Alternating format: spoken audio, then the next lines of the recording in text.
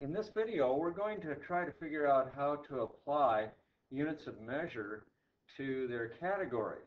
When I say categories, I mean temperature, moles, volume, and pressure. So whenever you have a gas law problem, you're going to have one of those four kinds of units. And we have to understand how we're going to deal with those. So what I've done is I've listed out the typical variables, which you will see up in this area.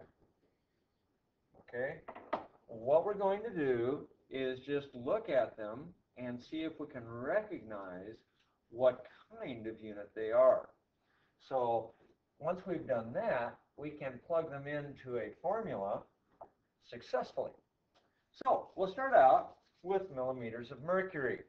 One common thing that people do with millimeters of mercury is they think that millimeters of mercury can be converted to milliliters, when in fact milliliters and millimeters of mercury are two different kinds of variables. So let's go ahead and get started. Let's look at millimeters of mercury. Well, when I look for millimeters of mercury, I see it right up here. And that's in my conversion for pressures.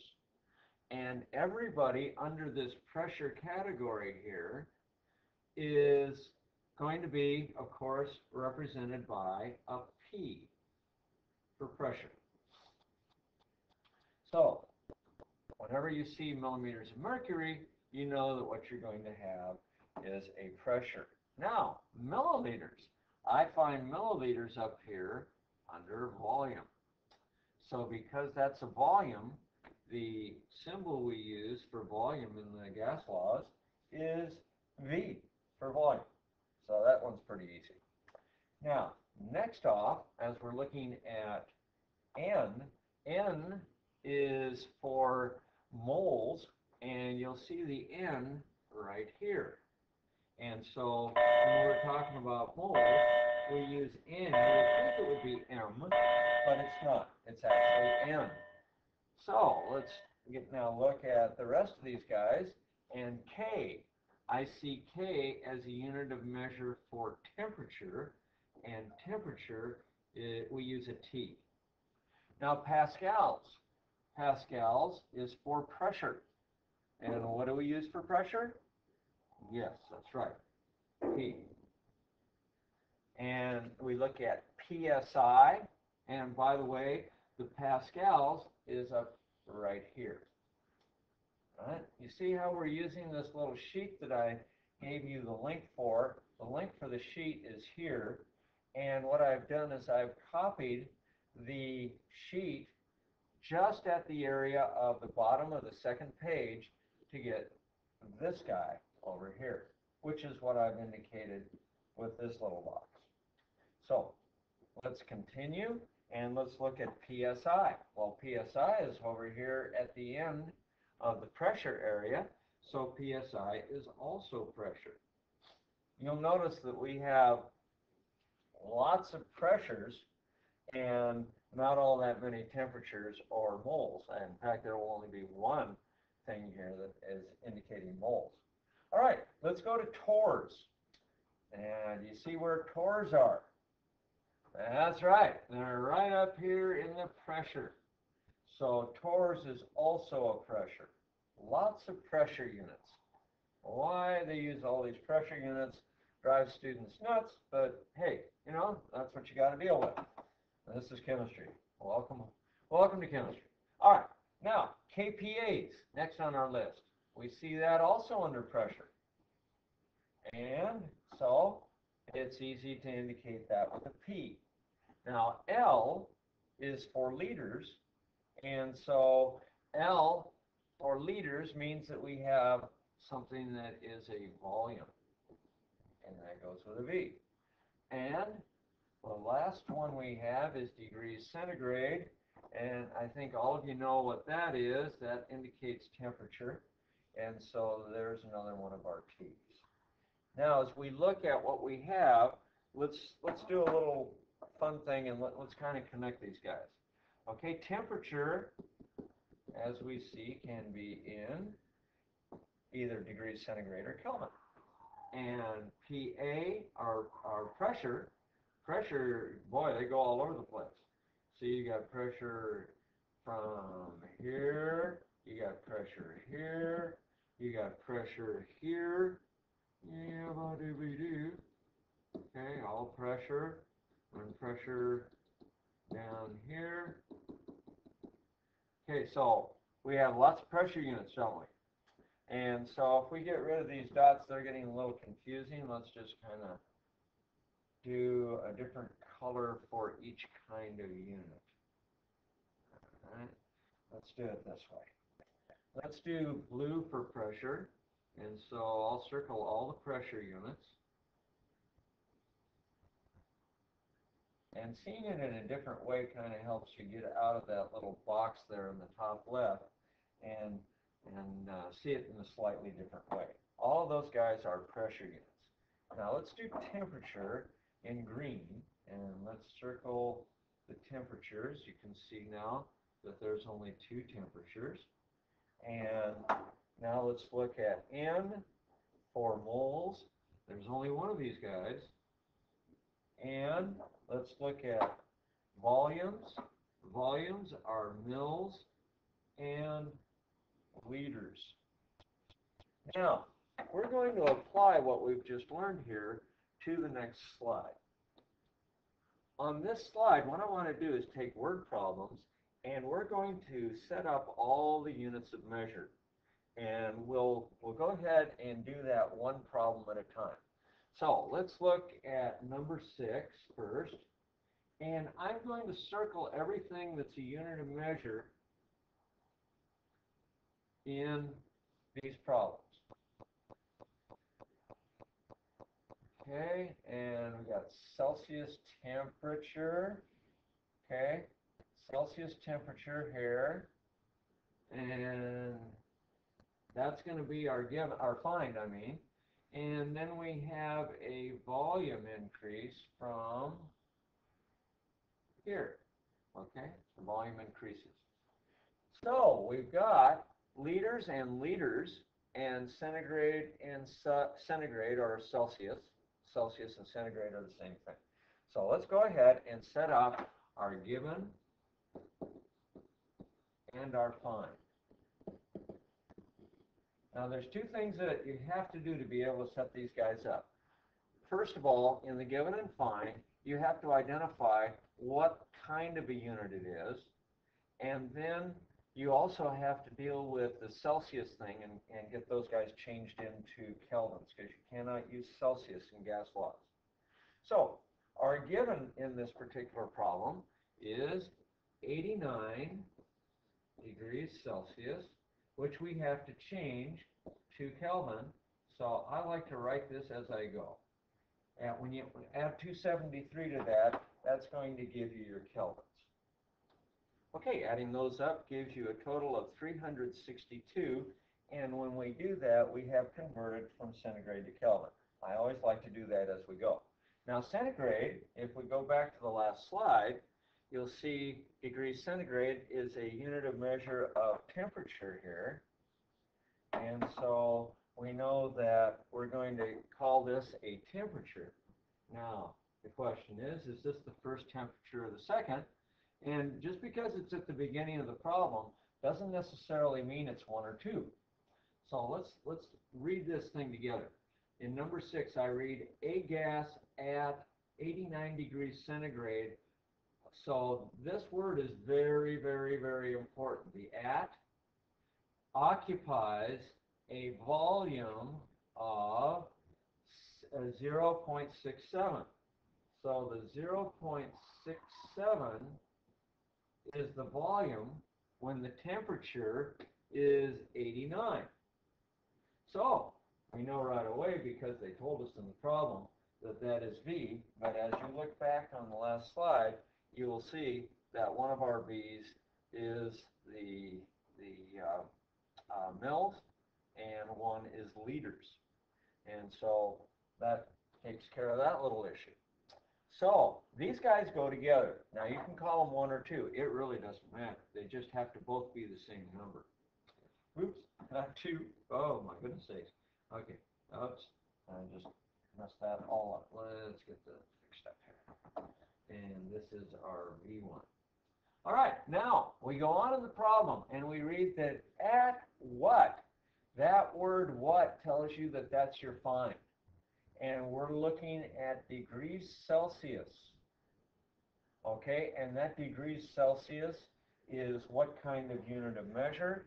We go back and we look and we see that Celsius, again, is right here at the same little mark that I made before, and that indeed is a temperature. So let's go on back here, and we're going to call this, since we already have a temperature that we call 1, this guy is going to be temperature 2, is equal to how many degrees centigrade? Okay, now we know the find. Now let's go back, and what else do we read? At what temperature, at what Celsius temperature will the volume increase? Aha, we have a new volume. So we can write V right there, and we already have a volume, so that has to be V2. And let's put equal signs in here. So our volume 2 is 1.12 liters. So we have successfully identified our 4 variables, and now we're ready to go ahead and plug it into the problem. And again, this was problem number 6. All right, let's try another one. Let's go ahead and I'm just setting the problems up. Solving them is another issue. Let's go to number 7. And let's look and see what that one says. In number 7, the Celsius temperature of a 3.00 liter sample. Okay, I'm going to circle this number. We know that that's going to be one of our variables. Okay, so the Celsius temperature of a 300 liter sample of gas is lowered from, there's our next variable, and the 2, 80 degrees to 30 degrees. What will the resulting volume be? Aha. Okay, so let's go ahead and get our given up here. The given and the find. And let's see how we determine who's who. The Celsius temperature of the 3 liter sample, okay, let's put that 3 liters in, because we know that's going to be one of our guys. 3.00 liters. And it's going to go from 80 degrees Celsius, 80.0 degrees Celsius, which we're going to have to add the Kelvin to. So we're going to have to add the 273 to. And we're going to add that 273. Let's put that over a little bit so it lines up right. I'm kind of running out of room here on the right side of the screen. So we're going to add the 273, and that's going to be 315 carry the 1, 353 Kelvin. So let's label these. Liters. Let's look back here, and we find liters is sitting right here. Whoops. Liters is sitting right there, and we see that liters is a volume. So liters we're going to have as volume 1. Why not? Because that volume goes with this temperature. So this is T sub 1. Now, let's look at the rest of the problem. Oh, we got a 30 degrees Celsius, 30.0 degrees Celsius, and let's put all this guy together so we don't get confused by all the numbers. There we go. 30 degrees Celsius, and we have to, of course, change that to Kelvin. So we got our 273 again, and we're going to have to add that up, and that becomes 3 and 0 and 3, 303 kelvins. You'll notice that kelvins, you don't put the degree sign. Why they do that is something I just don't understand, but they want it that way, and so that's how we do it. So we look at that, and now we go and say, sorry for the garbage on the screen. This is another temperature. Now, we already have a T1, so we got to call this T2. See how I'm slowly sorting out what's what.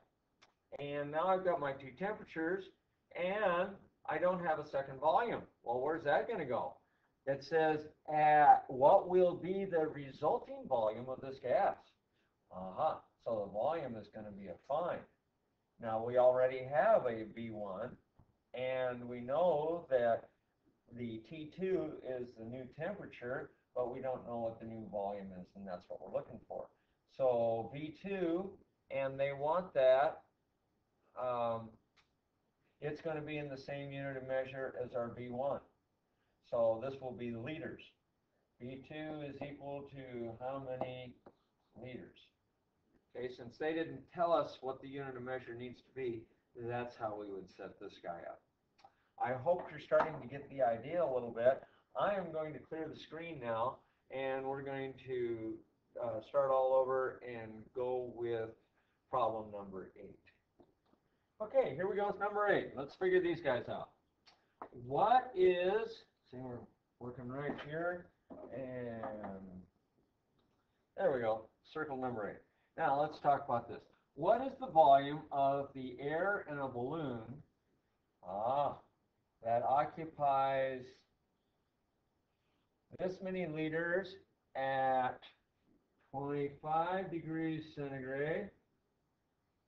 If the temperature is lowered, this is our new temperature, to 0 Celsius. Okay? So, let's go ahead and start writing them down. What is the volume of a balloon that occupies, this is our first variable, 0.620 liters.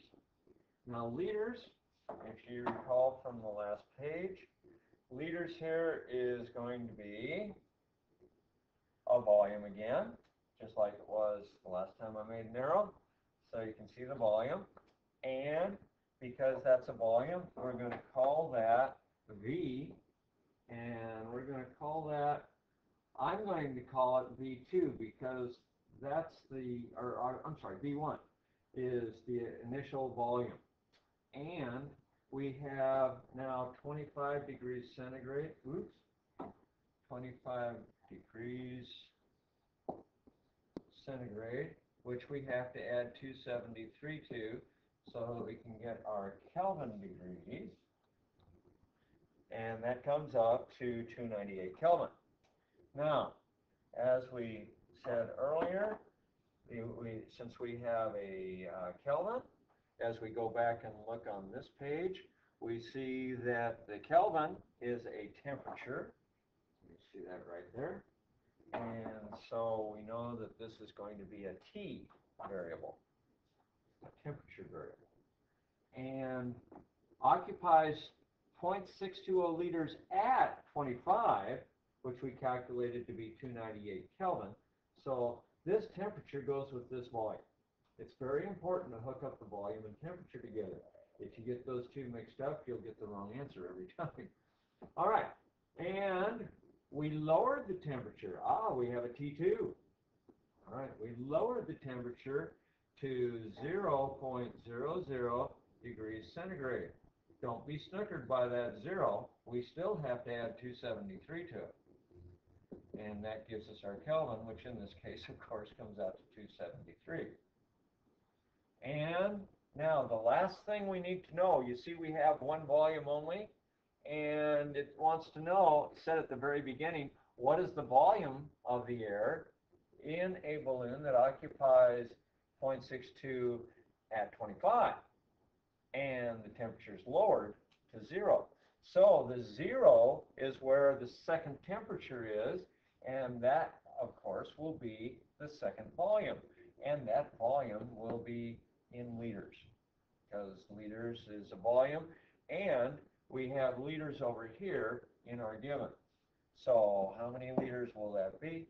And now we have properly identified the given and the find, and we've got them tied up with volume and temperature properly.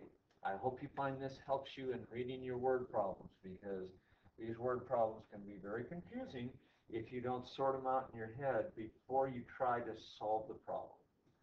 And that's it. Bye-bye.